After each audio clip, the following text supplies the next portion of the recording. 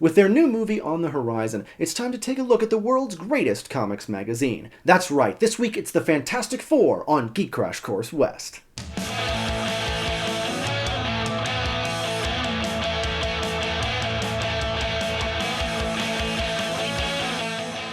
The Fantastic Four first appeared in their self-titled first issue cover dated November 1961, with art by Jack Kirby and words by Stan Lee. The Fantastic Four are four people who become a family after they take a civilian rocket into space and are bombarded by cosmic rays, developing strange and incredible powers. The four are Reed Richards, Mr. Fantastic, who can stretch his body as well as his genius-level mind. Reed's a brilliant super scientist developing the science necessary for the team's fateful flight and cursed with the responsibility of what it's done. Sue Storm, the invisible girl who can become invisible as well as project force fields. She's the sensible glue that holds the team together and later becomes Sue Richards after a bit of a wedding, also adopting a revised codename, the Invisible Woman.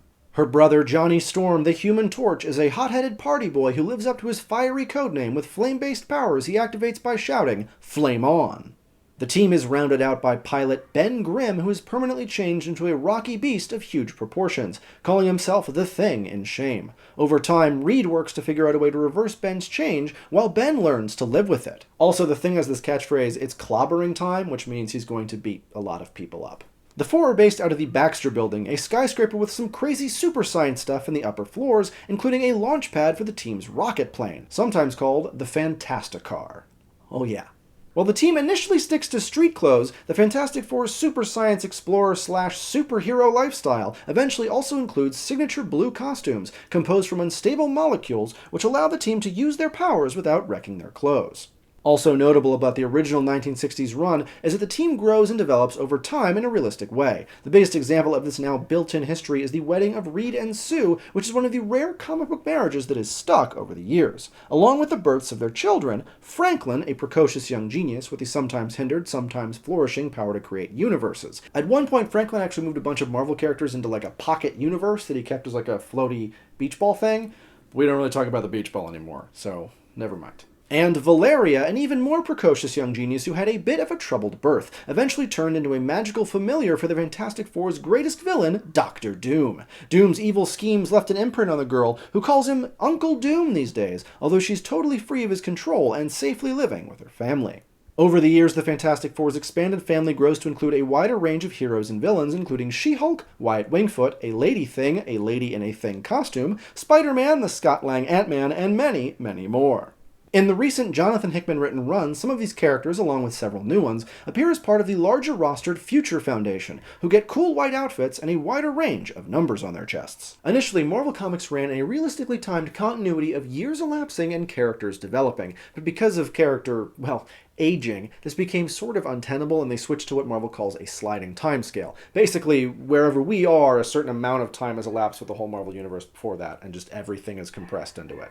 It makes sense to them, so just go with it. But the interesting thing is that Reed and Sue's son Franklin is one of the big rudders of this timescale. Basically, he's always 5 years old now, which makes this shirt kind of redundant. There's been a supposed leak or two about the upcoming movie's plotline, but nothing really definitive as of the time of me filming this, so I'm just going to give you sort of a general primer of things I think are important from the Fantastic Four universe. Bear with me, study up on your own if you're interested. The Fantastic Four are awesome. Here we go. First up, Dr. Doom, the Fantastic Four's greatest enemy. Tyrannical leader of the fictional nation of Latveria, Victor Von Doom battles the Fantastic Four on a number of occasions due to his hatred of the accursed Reed Richards. Along with a supposedly scarred visage hidden behind a metal mask, this megalomaniacal mad scientist and sorcerer has a penchant for the theatrical. In the alternate universe Ultimate Comics, Victor Van Dam is hit with the same dimensional whammy as the rest of the Fantastic Four, so he develops metal skin, poison breath, and cloven hooves. The hooves are downplayed in subsequent appearances, not surprisingly. The Fantastic Four deal with other foes over the course of their adventures, including Namor the Submariner, outcast leader of Atlantis, guy who shouts Imperious Rex, and former buddy of Captain America. He also keeps a pretty major hard-on for Sue, which is a problem. Mole Man, a nuclear engineer whose Hollow Earth theories are vindicated when he stumbles upon and takes control of a semi-intelligent group of subterranean life forms called the Moloids. Annihilus, the superpowered master of the Negative Zone, a bleak alternate dimension of negatively charged matter. Galactus, a massive world-devouring super being who roams the universe, sending out heralds like the Silver Surfer to find him new meals/planets to feast upon. The Skrulls, an alien race of shape-shifting world conquerors. And the Frightful Four, made up of the Wizard, a mad tinkerer with a mind control helmet and various other gadgets. Medusa, queen of the Inhumans, with super strong hair that she can control and manipulate with her mind, generally either suffering amnesia or under the Wizard's mind control. The Sandman, a Spider-Man foe who can transform into sand, that he can move around into. It's not just pff, I'm sand. And Pastepot Pete, who we covered in the original Thanks-Taking. He's terrible. It's a terrible villain. The Frightful Four's makeup tends to shift, usually depending on who Wizard can get to work with them. There are many various other sundry allies and foes of the Fantastic Four, but if I went into all of them, we'd be here for days, so I'm not going to go into all of them. Other than Medusa, the Fantastic Four have also had dealings with other members of the Inhuman race, and they're a group of people who were experimented on by aliens called the Kree, exposed to the Terrigen mists and given all kinds of crazy superpowers. The Inhumans will be getting a Marvel movie of their own in 2018, which is, as far as we know, this could obviously change down the line. Ugh. But the Kree have already appeared in Marvel movies and TV shows, including Guardians of the Galaxy and Agents of S.H.I.E.L.D. Little spoilers there, but too bad.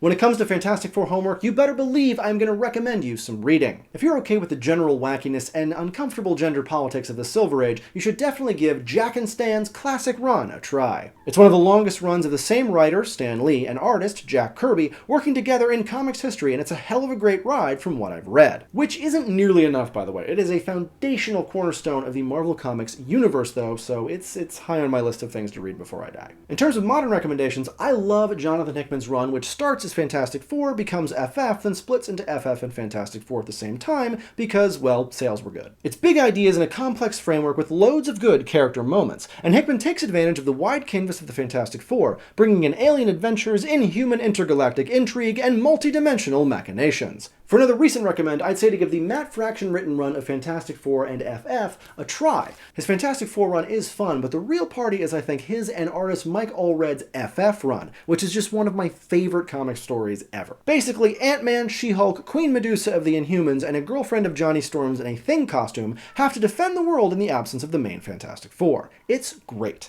The Fantastic Four have also appeared in 3 live-action films that were pretty terrible. I recommend none of them, to be perfectly honest with you. Okay, maybe get drunk and watch the never-supposed-to-be-released Roger Corman 90s version, but I don't love either of the big-budget versions. The Silver Surfer one was terrible. He had a Teletubby tummy. Let's not talk about it.